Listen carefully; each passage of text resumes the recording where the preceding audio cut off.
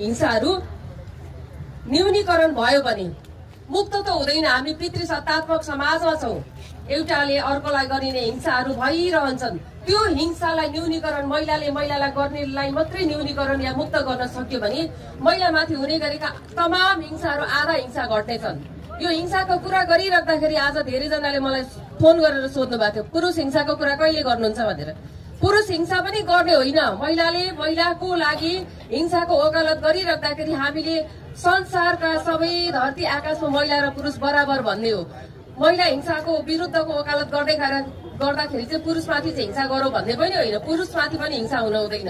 आज हामीले महिला हिंसाको दिवस सुरु भएको दिन भएको हुनाले महिला हिंसाको वकालत गर्छौं। महिला विरुद्ध हुने सबै खाले हिंसाहरूको विरोध गर्दछौं। यति विरोध गरिराख्दै पनि सबै मान्छे बराबरी हो। पहिले मान्छे हो अनि त्यस पछाडि अरू कामहरू अरू आफ्ना हुँदै गरेका जीवनका यावत कुराहरू।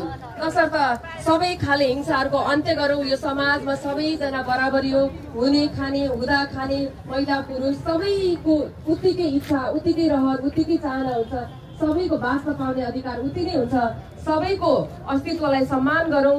आजबाट हिंसा गर्दिन, म कहिले पनि हिंसा गर्ने छुइनँ भन्ने प्रतिबद्धता यो छातीमा सबै लगाएको सेतो रिबनसँगै प्रतिबद्धतालाई कायम गरौं। एकले अर्कालाई कुनै पनि खालको हिंसा नगरौं। यो तपाईहरुमा